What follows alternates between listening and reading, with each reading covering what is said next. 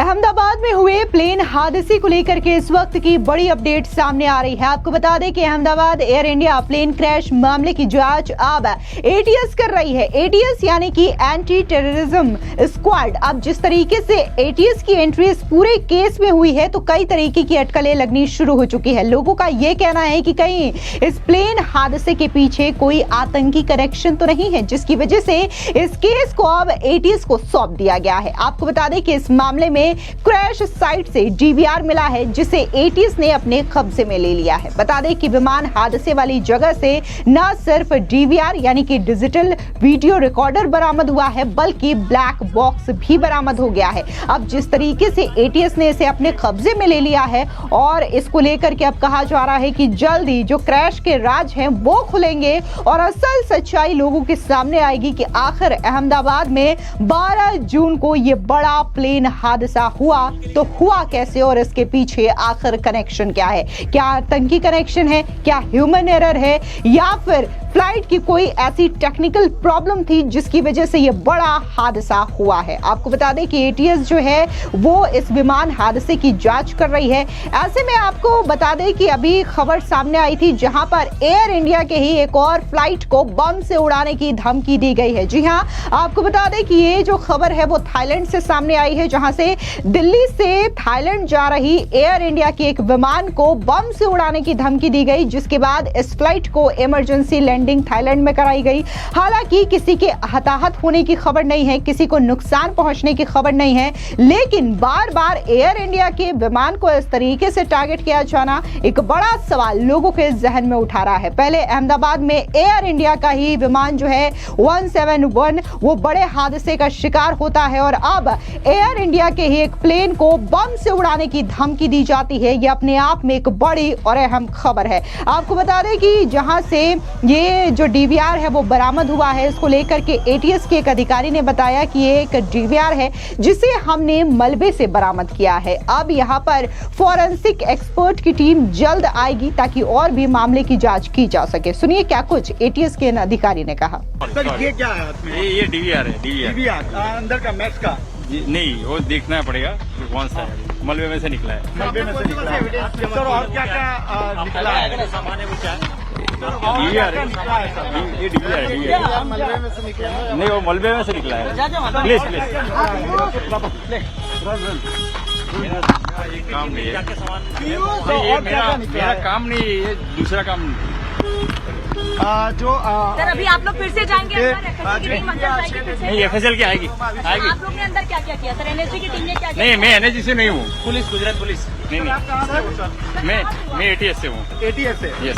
इस बीच आपको बता दें कि जो अहमदाबाद में विमान हादसा हुआ है इसको लेकर के सोशल मीडिया पर अलग अलग थ्योरी चल रही है और लोग अपने अपने थ्योरी यहां पर दे रहे हैं। कुछ का कहना है कि कहीं ना कहीं इसमें कोई ह्यूमन एरर है जिसकी वजह से ये बड़ा हादसा हुआ है, या फिर एटीएस की एंट्री के बाद कुछ लोगों ने इसे आतंकी कनेक्शन से भी इंक्लूड करना शुरू कर दिया है। इस बीच आपको बता दें कि एक सोशल मीडिया यूजर है अरुण पुद्दुर करके, इन्होंने भी एक अपना थ्योरी शेयर किया है जहां पर इन्होंने कहा कि अब ग्राउंड हैंडलिंग स्टाफ और हाइड्रोलिक सिस्टम से जुड़ी संभावित ह्यूमन छेड़छाड़ पर ध्यान फोकस किया जा रहा है, जिससे कि इस मामले को लेकर के जांच किया जा सके कि आखिर यह बड़ा हादसा क्यों हुआ है। आपको बता दें कि अहमदाबाद में एयर इंडिया का प्लेन इस खतरनाक तरीके से क्रैश हुआ कि मजबूत मेटल के न सिर्फ परखच्चे उड़े बल्कि लोहे से भी मजबूत मेटल कुछ ही पल में पिघल गया। लेकिन रेस्क्यू के दौरान जो भगवत गीता मिली वो बिल्कुल सही सलामत थी। आप तस्वीरों में देख सकते हैं कि जब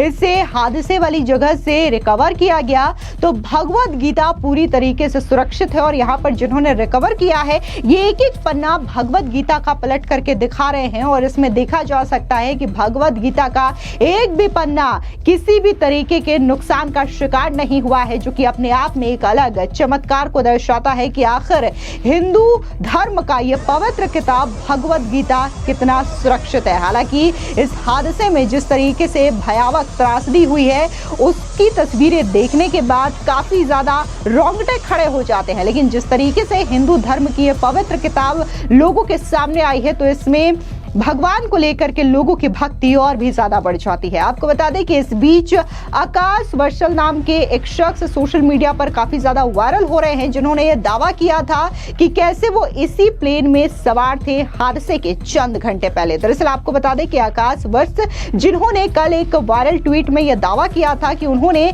उसी बोइंग 787 ड्रीम लाइनर में दिल्ली से अहमदाबाद तक की उड़ान भरी थी, जो कि अहमदाबाद से लंदन जा रही एयर इंडिया की फ्लाइट AI 171 के उड़ान भरने के कुछ घंटे बाद ही दुर्घटनाग्रस्त हो गई थी। अब ऐसे में आकाश वर्ष ने इस फ्लाइट में क्या कुछ देखा था, किस बात का खुलासा किया है, आप भी सुनिए। मैंने फ्लाइट बोर्ड करी दिल्ली से, वही same air Boeing 787 dream liner था जो कि कल AI 171 में क्रैश हुआ। ये दिल्ली से फ्लाइट जब टेक ऑफ करी थी, ये AI 4231 के चली थी दिल्ली से। इसका शेड्यूल डिपार्चर था 9:50 AM 12 जून 2025 और इसका अराइवल टाइम था अहमदाबाद में 11:30 AM 12 June 2025।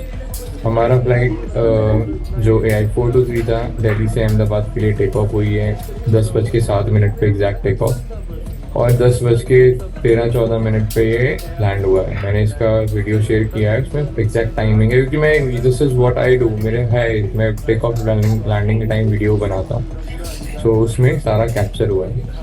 Flight take off okay था, कोई इशू नहीं लगा। एज सच जब मैं बैठा था, बैठने वो इशू नहीं लगा। जब मैंने वीडियो रिकॉर्ड करी, मैंने बाद में देखा तो मैं जिस चीज़ को क्लैरिफाई करना चाहता हूँ, बीइंग ए पैसेंजर, मुझे थोड़ा सा लगा कि कुछ थोड़ा अनयूजुअल मुझे लगा बाहर फ्लैप्स को देखकर, जो कि वीडियो में एक्सपर्ट्स बता पाएंगे कि वो अनयूजुअल था नहीं था, व्हाटएवर इट इज़। तो एक चीज़ तो मैं ये क्लैरिफाई करना चाहता हूँ आपके माध्यम से कि मैंने अपना ओपिनियन दिया है। मैंने ये नहीं बोला कि जो मैं बात बता रहा हूँ ये वो वैलिड पॉइंट्स है जिनसे कि प्लेन क्रैश हुआ होगा। I never said that, right. उसके बाद टेक ऑफ था, हमको थोड़ी देर में 20 मिनट बाद 20-25 मिनट बाद एवरीथिंग वाज गुड, ठीक है। बट क्रूजिंग ऑल्टीट्यूड पे मैंने फिर से चीज़ें वो बाहर विंडो के देखा तो वो एक जो टेक ऑफ के टाइम प्लाक का बिल्कुल पीछे एक पार्ट है बीच में है, वो नीचे हो रहा है बार बार नीचे ऊपर। तो वो क्रूजिंग ऑल्टीट्यूड पे से स्पेसिफिकली वही वाला पार्ट ऊपर नीचे हो रहा था, राइट। अब कुछ लोग बोलेंगे कि आपने वो रिकॉर्ड क्यों नहीं किया। आई एम ए ट्रैवलर, मैं एक नॉर्मल पैसेंजर हूँ, राइट। हाँ, मुझे एविएशन में इंटरेस्ट है, तो बट मैं हर चीज़ को अब रिकॉर्ड, अगर अब मैं ये तो है नहीं कि मैं अगर फ्लाइट में हूँ और ये फ्लाइट क्रैश हो गई है ये, और मेरे पास जो प्रूफ थे और जो मैं बता रहा हूँ, I think people are expecting कि मैं हर चीज़ को रिकॉर्ड करता। इतना कोई नहीं करता, ये चीज़ भी मैं क्लैरिफाई करना चाहता हूँ। उसके अलावा जो था, मैंने जैसे कि वीडियो डाला था सोशल मीडिया पे कि AC वॉज नॉट वर्किंग। जब ग्राउंड पे था AC नहीं चल रहा था। कई लोगों ने इस पे बोला, एविएशन एक्सपर्ट्स में जिनके साथ मैं समझता हूँ इस चीज़ को कि हाँ मे बी ये चीज़ हो सकती है, उन्होंने बोला कि for a better trust during take off AC को बंद करके रखा जाता है, ठीक है। सब लोग परेशान थे, गर्मी थी, एटलीस्ट हम सब ने, मतलब मेरे यहाँ तो मैंने तो कुछ बोल नहीं पाया कि मैं विंडो सीट पे था, मैं प्रेस कर रहा था उसको बार बार। But the crew were in rush क्योंकि टेक ऑफ के लिए ऑलमोस्ट रेडी था फ्लाइट।